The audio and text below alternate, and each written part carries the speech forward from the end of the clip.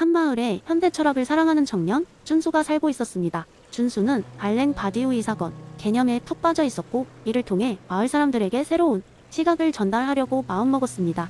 그는 항상 똑같이 반복되는 일상 속에서 사람들이 사건을 경험함으로써 얻을 수 있는 진리와 변화의 중요성을 깨닫길 원했습니다. 준수는 어느 날 마을 광장에서 연설을 하기로 결심했습니다. 그는 사람들이 지나치던 평범한 날들 속에서 어떤 예상치 못한 순간이 그들의 삶을 송두리째 변화시킬 수 있음을 보여주고 싶었습니다. 그의 열띤 준비 끝에 드디어 그날이 다가왔습니다. 광장에는 꽃을 팔던 할머니, 신문을 읽던 중년의 남자, 친구와 수다를 떨던 청소년들까지 다양한 사람들이 모여들었습니다. 준수는 연단에 서서 조금 긴장했지만 그의 메시지를 전할 생각에 두근거렸습니다. 여러분, 준수는 힘찬 목소리로 시작했습니다. 우리가 매일 경험하는 일상은 예상 가능한 것, 익숙한 것들로 이루어져 있습니다. 아침에 일어나 출근하고, 일을 마무리하고, 저녁을 먹고 잠자리에 드는 생활 말입니다. 그런데 알랭 바디우는 이런 일상 속에서도 사건이라는 특별한 순간이 존재한다고 말합니다. 사람들은 호기심 가득한 눈빛으로 그를 바라보았습니다. 준수는 계속해서 말했습니다. 사건은 우리를 있는 그대로의 상태에서 끌어내어 새로운 것을 보게 하고 그것을 받아들이도록 하죠. 이를 통해 우리는 삶의 진실에 도달할 수 있습니다. 준수는 조금 전까지 떠들썩했던 무리가 조용해진 것을 느꼈습니다. 그는 갑자기 손에 들고 있던 사과를 높이 들어 올렸습니다. 자, 이 사과를 보세요. 그냥 평범한 사과처럼 보이지만 만약 이 사과를 통해 우리가 어떤 혁신적인 아이디어를 떠올릴 수 있다면 그것이 바로 사건입니다. 준수는 사과를 한 입 베어물며 말을 이어갔습니다. 우리가 무심코 지나치는 순간들도 그런 사건이 될 수 있습니다. 중요한 것은 우리가 그 사건을 어떻게 인식하고 그로부터 어떤 진리를 끌어내는가 하는 거예요. 마치 르네상스 시기의 예술가들이 새로운 미의 기준을 찾아내고 그것을 실천한 것처럼 여러분도 각자의 삶 속에서 사건을 맞이하고 그 속에서 진리를 찾아내야 합니다. 그것은 우리의 삶을 혁신적으로 변화시킬 수 있는 잠재력을 가지고 있습니다. 준수의 이야기는 사람들에게 신선한 충격과 깨달음을 주었습니다. 청중들은 각자의 일상 속에서 작은 사건들을 찾아보려는 마음가짐을 얻었습니다. 그날 이후 꽃을 팔던 할머니는 꽃꽂이에 새로운 미적 시도를 더해보았고, 신문을 읽던 남자는 지역 신문에 새로운 칼럼을 기고하기 시작했습니다. 친구들과 수다를 떨던 청소년들은 자신들만의 프로젝트를 만들어 지역 사회의 문제를 해결하려고 노력하기 시작했습니다. 준수는 그들의 변화를 보며 미소 지었습니다. 바디우이 사건 개념이 실제로 마을 사람들의 삶의 작은 혁신을 불러일으킨 것이었습니다. 이는 준수 자신에게도 커다란 사건이었습니다. 그는 나중에 자신의 경험을 글로 남겨 더 큰 무대에서 사람들에게 말할 날을 꿈꾸기 시작했습니다. 마을의 변화는 준수의 가슴속에 새로운 불꽃을 일으켰고, 이는 또 다른 사건의 시작을 예고하고 있었습니다. 두 번째 이야기. 어느 날 작은 마을에서 교수로 일하는 조는 평소와 다름없이 강의 준비를 마치고 학교로 향하기 위해 집을 나섰다. 하지만 그날 아침 그의 출근길은 조금 특별했다. 출근길에 있는 작은 공원을 지나가던 중 그는 잔디밭 한가운데에 거대한 비행 접시가 착륙해 있는 것을 발견했기 때문이다. 조는 다가가서 자세히 살펴보았다. 비행 접시는 매끄럽고 은빛으로 반짝였으며 심지어 낮은 전자음이 귀에 진동처럼 울렸다. 이 놀라운 장면 앞에서 다양한 추론이 머릿속을 스쳐갔다. 혹시 외계인이 진짜로 방문한 걸까? 아니면 어떤 영화의 세트일까? 아니면 장난인가? 조는 길버트 하먼의 설명적 추론 방식을 적용해 보았다. 우선 외계인 이론을 고려했다. 외계인들이 나를 만나러 이 작은 마을에 올 이유가 있을까? 아마도 아닐 것이다. 외계인이 있을 가능성도 낮지만 이들이 굳이 이곳을 방문했을 이유를 찾기 어려웠다. 다음으로 영화 세트 가능성을 생각해 보았다. 이곳에서 영화를 촬영한다는 소식을 들어본 적은 없는데, 게다가 이곳에는 그럴 만한 규모나 이유도 없었다. 마지막으로 그는 이것이 누군가의 장난일 가능성을 살펴보았다. 사실 그는 매일 같은 시간에 같은 경로로 출근하고는 했다. 만약 누군가가 그를 놀리기 위해 거대한 드론이나 비슷한 장치를 사용했다면 이럴 수 있을 것 같았다. 게다가 마을의 젊은이들 중에는 기술을 잘 다루는 친구들이 많았다. 이렇게 세 가지 가능성을 놓고 생각해 보았을 때 가장 단순하고 그럴듯한 설명은 젊은이들에게 장난을 친 것이라는 결론에 이뤘다. 조는 이 결론이 여러 측면에서 가장 합리적으로 보였고, 그에게는 길버트 하먼의 설명적 추론이 제대로 작동했음을 확인하는 순간이었다. 그러나 이야기는 여기서 끝나지 않는다. 존이 그 자리에서 빠져나오려는 찰나 그 비행 접시에서 빛이 번쩍이더니 진짜 외계인이 모습을 드러내었다. 외계인은 매우 진지한 얼굴로 존에게 다가와 말하기 시작했다. 안녕하세요, 존 교수님. 우리는 당신을 연구하기 위해 먼 곳에서 왔습니다. 우리는 지구에서 가장 논리적으로 사고하는 존재를 찾고 있었고 당신이 선택되었습니다. 설명적 추론 방식을 완벽하게 활용하는 당신의 능력 덕분에 우리는 즉시 당신을 방문하기로 결정했습니다. 존은 순간 얼떨떨했지만 동시에 고개를 끄덕였다. 세상은 결코 단순하지 않으며 우리가 가장 그럴듯하다고 믿었던 것이 틀릴 수도 있다는 교훈을 얻은 날이었다. 어쩌면 이 사건은 그가 설명적 추론을 통해 새로운 단계에 도달할 수 있었던 전환점이 아니었을까? 그리고 그날 이후로 존은 외계인과의 만남을 통해 새로운 차원의 지식을 얻게 되었고, 마을 사람들 사이에서는 설명적 추론이 대가로서 명성을 떨쳤다고 한다. 이러한 그의 이야기는 마을 주민들에게 교훈을 남겼다. 세상을 이해하는 데 있어 가장 그럴 듯한 설명을 찾는 것도 중요하지만 때로는 뜻밖의 놀라운 결과가 기다리고 있을 수도 있다는 것을 말이다. 세 번째 이야기, 옛날 옛적에 감정의 마을이라고 불리는 작은 마을이 있었습니다. 이 마을은 특이하게도 주민들이 각자 자신의 감정에 맞는 집에 살아가는 곳이었죠.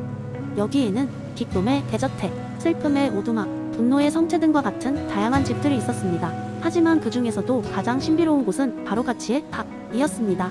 가치의 탑은 맥스 셸러의 가치의 순위 이론을 기반으로 설계된 거대한 건축물이었죠. 이 탑은 4개의 층으로 나뉘어져 있었는데 각 층은 각기 다른 종류의 가치를 상징했습니다. 주민들은 가끔씩 이 탑을 방문하여 자신의 감정을 탐구하고 가치의 순위를 통해 더 나은 결정을 내리게 되었죠. 첫 번째 층은 감각적 가치의 층이었습니다.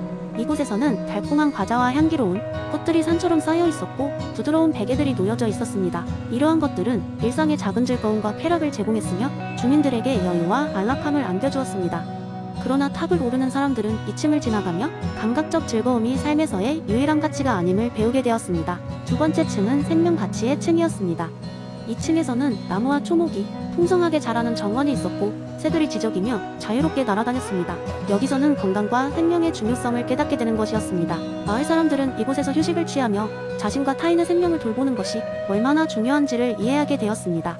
세 번째 층은 정신적 가치의 층이었습니다. 이곳에는 각종 책과 철학적 사유를 자극하는 예술 작품들이 가득했는데 사람들은 이곳에서 지식을 쌓고 창의력을 키우며 자신의 정신세계를 확장하였습니다. 셸러는 이러한 가치를 통해 사람이 단순히 육체적 존재가 아닌 지적이고 영적인 존재로 성장할 수 있음을 설명했습니다. 마지막으로 네 번째 층은 도덕적 영적 가치의 층이었습니다. 이 층에서는 높은 곳에 자리한 아름다운 황금빛 성소가 있었습니다. 사람들이 이곳을 방문하게 되면 자연스럽게 자신의 존재 이유와 삶의 목적에 대해 명상하게 되었습니다. 이 층에서는 진정한 사랑, 나눔, 그리고 인간성에 관한 깊은 깨달음을 얻을 수 있었습니다. 여기에 도달한 사람들은 자신의 삶이 보다 고귀한 목적을 향해 나아가기를 결심하곤 했습니다. 감정의 마을 주민들은 가치의 탑을 통해 각자의 삶에서 진정으로 중요한 것이 무엇인지를 깨달을 수 있었습니다. 그리고 이 탑은 그들이 단순한 감정에서 벗어나 삶의 더 깊은 의미를 탐구하고 보다 나은 인간으로 성장할 수 있도록 돕는 지혜의 등대와 같았습니다. 이렇게 맥스 셸러의 가치의 순위이론은 감정의 마을 사람들에게 감정과 가치의 중요성을 일깨워 주었고 그들의 일상에 새로운 활력을 불어넣었습니다. 그들은 이 가치를 통해 서로를 이해하고 존중하며 함께 살아갈 수 있는 방법을 배워나갔습니다. 그리고 이 이야기는 지금도 감정이 마을 사람들에게 전해져 내려오며 그들의 삶 속에서 계속해서 큰 영향력을 발휘하고 있습니다.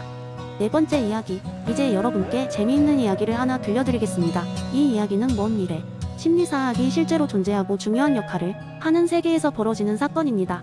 먼 미래의 어느 날 인류는 우주의 여러 행성에 진출하여 살고 있었고 그 중심에는 심리사학 연구소가 있었습니다. 심리사학 연구소는 우주의 모든 사회적 흐름을 예측하고 이에 따라 인류가 나아갈 방향을 제시하는 막대한 책임을 맡고 있었습니다. 연구소는 대규모 데이터를 수집하여 알고리즘을 통해 분석함으로써 인류 의미를 예측하는 역할을 했습니다. 연구소의 수장이자 심리사학의 대가인 알렉산드라 박사는 어느 날 갑작스러운 데이터 이상을 발견했습니다.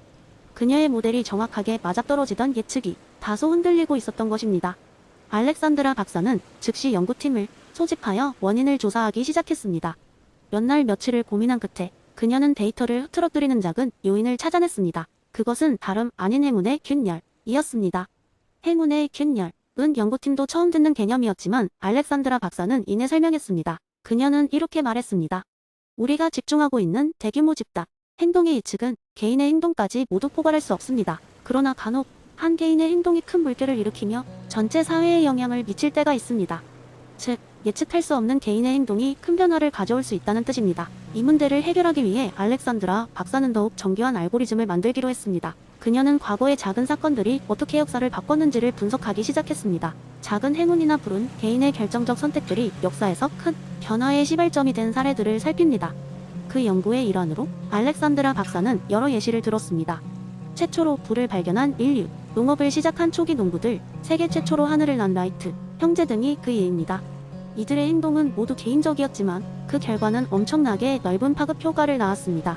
그녀의 설명에 연구팀은 새로운 통찰을 얻었습니다. 심리사학의 모델은 이제 커다란 집단 속 작은 흐름, 즉 개인으로부터 시작되는 행운의 물결을 예측하는데 초점을 맞추기 시작했습니다.